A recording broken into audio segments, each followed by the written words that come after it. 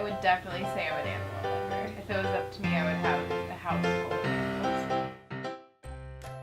Because they know that these animals need all the love that they can get, and that includes our volunteers too. We get so many people of our volunteers to come in, and they really are the backbone of our facility. If we didn't have our volunteers, these animals wouldn't get all of the socialization that they get every day.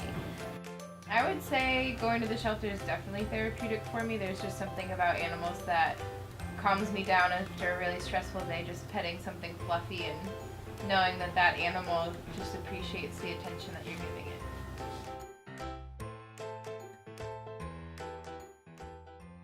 My name's Jess. I'm from New Jersey and I work for a logistics company. I have a pet cat named Ziggy. I adopted Ziggy 3 years ago in May, about a week after I graduated from the University of Tampa, and I adopted him from the Humane Society off Armenia. Ziggy's a funny cat. He's a cat where if he approaches you, it's okay, but if you approach him, he's scared. He's scared of everything. He's scared of plastic bags a lot. If you walk in with a plastic bag, he'll go running away. But if he approaches a plastic bag, he'll attack it. But if a plastic bag approaches him, it's a different story. Me and Ziggy, I don't know if we have routines, but we have, certain things we do at certain times. I always feed him in the morning before I go to work. And before that, he's usually cuddling with me, begging me to get up to feed him. And then when I come home from work, he usually begs for some more food. So I give it to him. And then after that, he goes and takes a nap on one corner at the couch, and I take a nap on the other corner. And then when he's hungry for his bedtime snack, we go feed him again and go to bed. Probably the most special moment I've had with an animal besides Ziggy was when you adopted Jasmine, and she came home as a little baby. She was about this big, and she was super little, and I used to babysit her, puppy sitter, while you were in class. That little monster.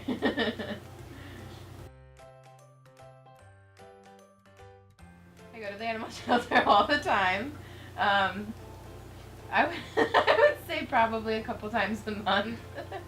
And I make sure I pet every animal before I leave because they all deserve love. And I always go to the Humane Society on Armenia because it's super close to my house.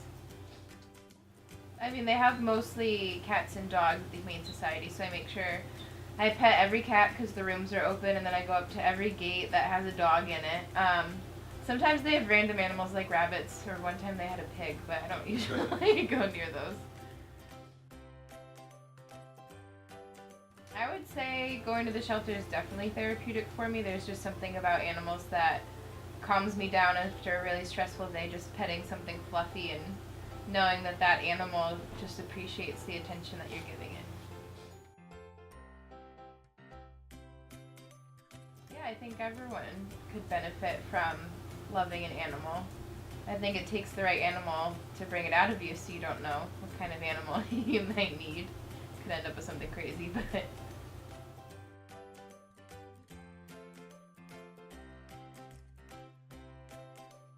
So here is our kennel 1. This is where our large dogs are. As you hear, they are very excited because I think somebody's being taken out for a visit.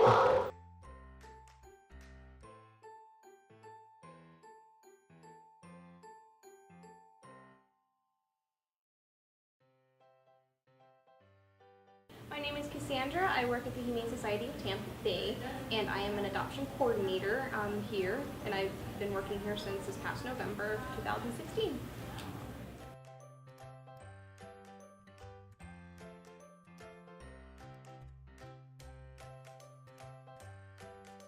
Adoptions on a day-to-day is probably around 10 to 15 adoptions a day, but we get so many people come in, just depending on what they're here for. Some people just want to come in every day just to visit the animals, not really looking for adopting, but just to give their love because they know that these animals need all the love that they can get. And that includes our volunteers too. We get so many people of our volunteers to come in, and they really are the backbone of our facility. If we didn't have our volunteers, these animals wouldn't get all of the socialization that they get every day.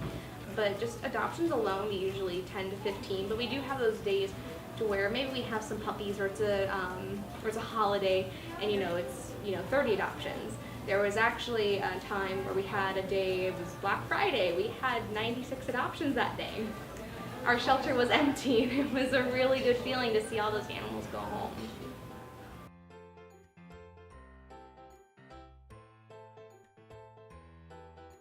We have a survey that we have our adopters fill out to where what they're looking for. Is it a puppy? Is it a dog? Is it somebody that's a little bit older and maybe they just want to give them a nice quiet home?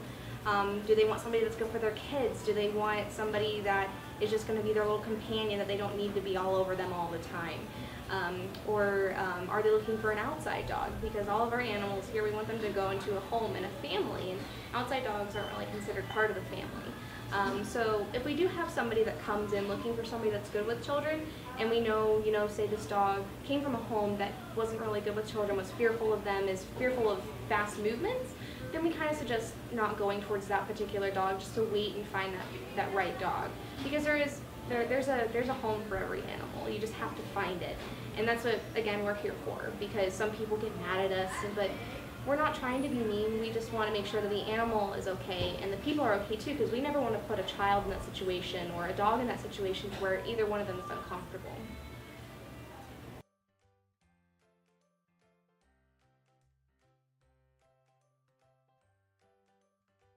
We get animals in every single day. It just depends on where they come from. We get animals in from Georgia, Louisiana, Alabama, Mississippi, all over the state of Florida too, because we are in a no-kill space facility. And if we have that space, we want to bring as many animals in as we can that are at risk for euthanasia, because a lot of those states and counties don't have the resources for to be a no-kill shelter like we are. We've been here for 100 years, and we've only been a no-kill for about the past 10 to 12 years.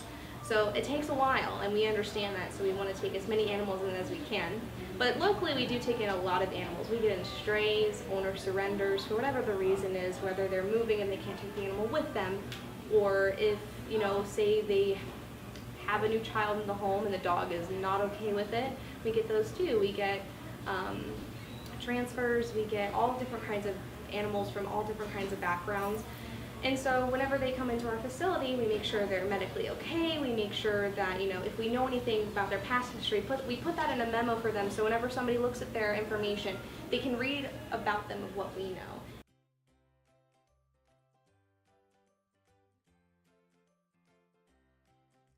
So basically for socializing, for the cats, you really don't even have to be a volunteer. You can come in any time, and there's kitties in this room, and if they're hiding and cowering, anybody can come in, just petting them, letting them know they're okay, talk to them.